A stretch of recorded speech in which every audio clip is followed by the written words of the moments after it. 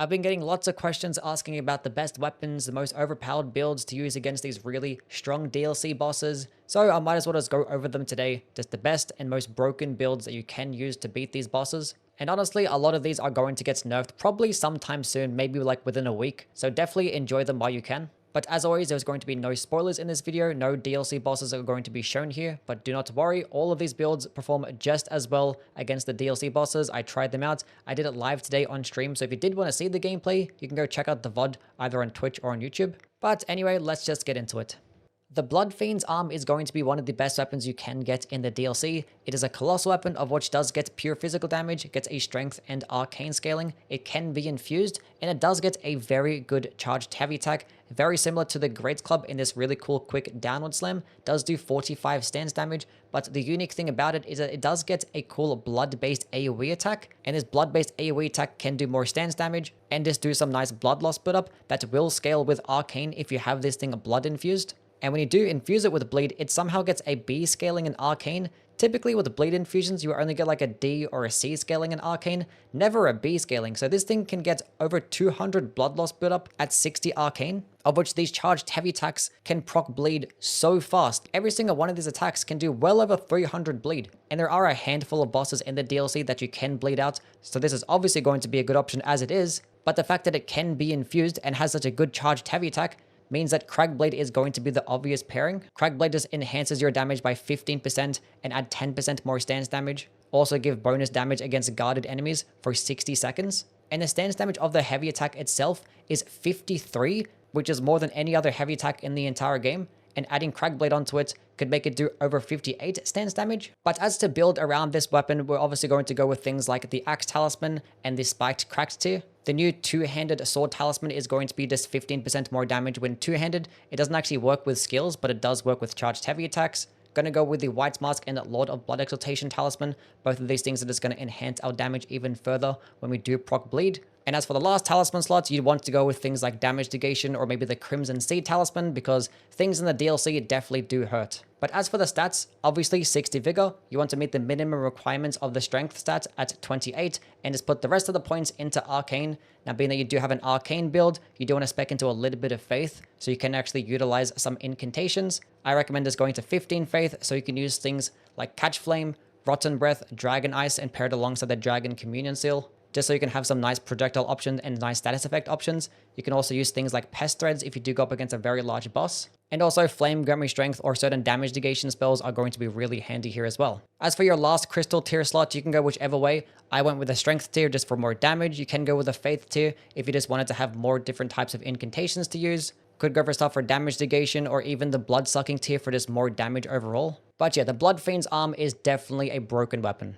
This build you're seeing on screen right now I actually used to kill the final boss of the DLC, and I didn't have to heal a single time nor have to dodge a single attack. Now don't worry, I'm not going to show any gameplay for the final boss. And yes, I did kill the boss a few more times before using this build, so I was familiar with his moveset. But the point still stands that this thing is just broken. Now it's not necessarily this build in particular that's broken, it's more so that shields are just broken. Using things like great shields or medium shields with a barricade shield Ash of War are just going to trivialize the entire game. The only requirements is that you just need about 40 endurance and then you're just never going to get hit. But the best pairing alongside shields just for like ease of use is going to be things like thrusting swords, heavy thrusting swords, spears or great spears. These things have the ability to shield poke, meaning that you actually can block and attack at the exact same time. And it is a very viable strategy that I used, and it just makes every single boss fight extremely easy. It's not going to be the highest damaging thing, but it's going to get the job done. Now in the gameplay you're seeing here, I'm using a bleed infused Ansper Rapier, of which can proc both rot and bleed,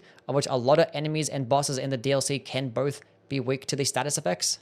And being that it's percentage based damage, the large amounts of health these bosses have is not going to be a big deal at all. Now my shield of choice here is going to be the Fingerprint shield. It does get the second highest guard boost in the game. There actually is another shield in the DLC that does get higher guard boost, but this one can be buffed, meaning that you can put something like Scholar Shield or Shield Grace on this thing to just make it even better and block more damage. Now, if you don't have the strength to use a shield like this, you can go ahead and throw on something like the Brass Shield or any medium shield with a decent amount of guard boost and put on the Barricade Shield Ash of War.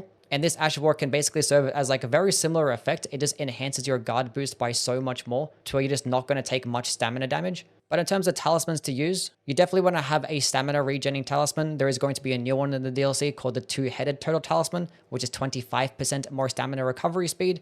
There's another talisman in the Pearl Shield talisman. This one actually does boost your non-physical damage negation while guarding, which is great because most of the shields that you're going to be using already give you perfect physical damage negation. And then your last two talisman slots can just be things for damage negation or just defenses in general. I went with the Great Jar's Arsenal just to further enhance my equipment load to wear heavier armor. I did also go with the Crimson Seed talisman to just further enhance my health regen that I get from my flask, that I honestly don't even use a single time in this gameplay. So I probably would have benefited more of maybe like a health regen talisman or a damage negation talisman. Now, if you did actually feel like you were lacking some damage, you can use something like the multi-hit talismans or even the spear talisman. These things can just work very nicely. And in terms of your crystal tiers, I went with the stamina regeneration and the health regeneration. These are just going to pair very nicely with a shield type of build, because all you got to do is like just let go of the shield button for like half a second, then you can get your entire stamina bar back and just block an entire combo.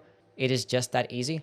And once again, you might as well just spec into about 15 faith so you can use a bunch of these damage negation spells and potentially even flame grant me strength. CARIAN Sovereignty is one of the best ashes in the entire game. This summons this big boy blue sword that just does colossal damage, goes really far, and does monstrous stance damage. If you hit with the entire combo, it does 91 stance damage, which is just going to flat out stance break enemies in just one combo, or at least most of them. Now we're going to pair this weapon alongside the Claymore. Now when you actually have it paired alongside a greatsword, it does actually give it hyper armor. I'm not sure if that's a bug or not, but if you use this thing alongside things like a light greatsword, straight sword, dagger, you're just not going to get hyper armor and you will get interrupted throughout the animation.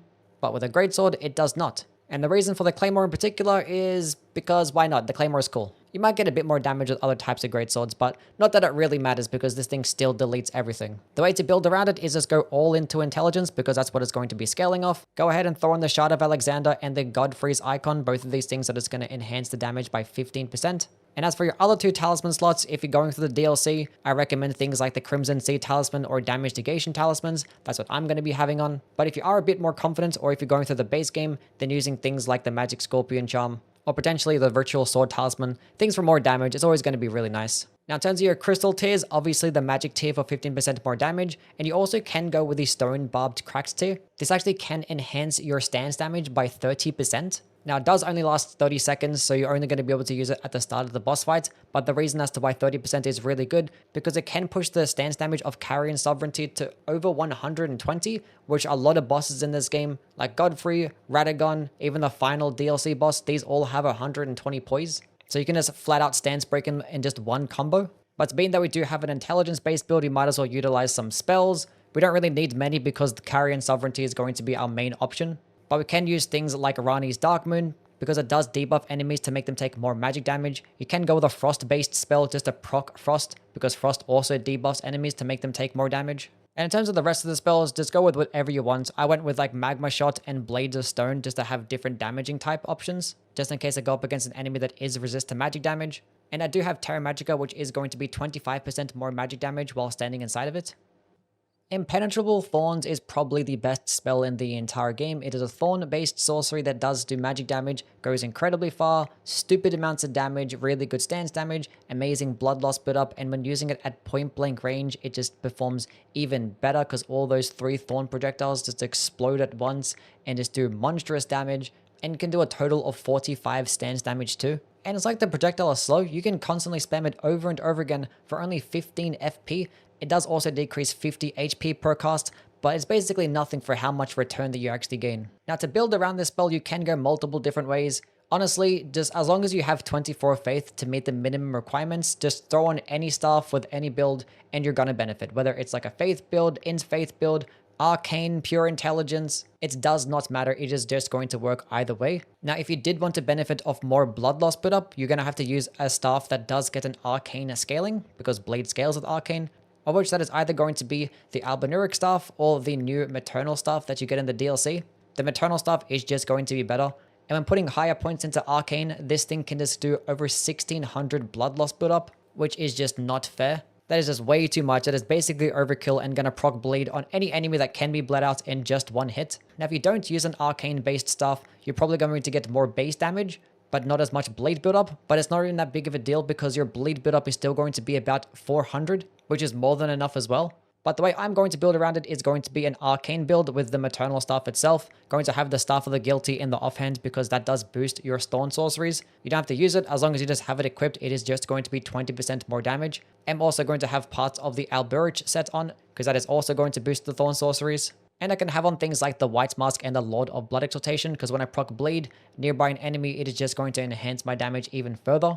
Now, being that I'm using a staff that has intelligence and arcane and using a staff that has a faith requirement, we're going to be speccing into a bunch of different stats. So it's not going to be like really optimal for other types of builds. It's just optimized for this one spell. But I did go into 25 faith, which is 1 point higher than the 24 requirements that you get because Golden Vow is 25 faith. So you might as well. I just went into 30 intelligence and put the rest of the points into arcane just to get more blood loss built up. And in terms of a weapon that you can pair alongside with this, anything that does get passive bleed or passive deadly poison and can be infused, I went with the Venomous Fang because it's just low requirements. It doesn't weigh that much. It gets a decent arcane scaling with an occult infusion, of which just further improves the deadly poison that it does get. But either way, the Impenetrable Thorn spell is all that you really need. But being that it does do magic damage, going into more magic boosting things like the magic tier, I did go with the intelligence tier and the Gravid Mass Talisman too. And if you are going to use this in the DLC, going with damage negation spells, like the Dragon Crest Great Shield Talisman, or using the Crimson Sea Talisman for this further enhanced healing, are always going to be amazing options. Rolling Sparks Ash of War from the perfume bottles is the best Ash of War in the entire game. And yes, I did cover it on my Ash of War ranking video, and I did put it at the middle of the pack because I thought it only performs well against large bosses with how many times that it does hit. And if all those explosions hit, it can do amazing damage. And against smaller enemies, they typically dodge it a whole bunch, and it's not going to hit with every part of the projectile. But one thing I forgot to account for is that if you throw it at the ground, all those explosions are going to happen at the exact same spot, and the result is what you see on screen right now. We're just entering one-shot territory. Like, this thing is just beyond broken. And the best thing about it is that you can equip it onto 4 different types of perfume bottles that all get different types of scaling, so you can use it with different types of builds. None of them have high requirements either. So putting on any single one is just going to benefit. I'm going to use the Lightning perfume bottle because it does get a faith-based scaling, and it does do lightning damage, which a lot of enemies are weaker to lightning damage. And when it's raining, even more damage. And the fact that it's getting a faith scaling means that we can use all the cool faith-based buffs.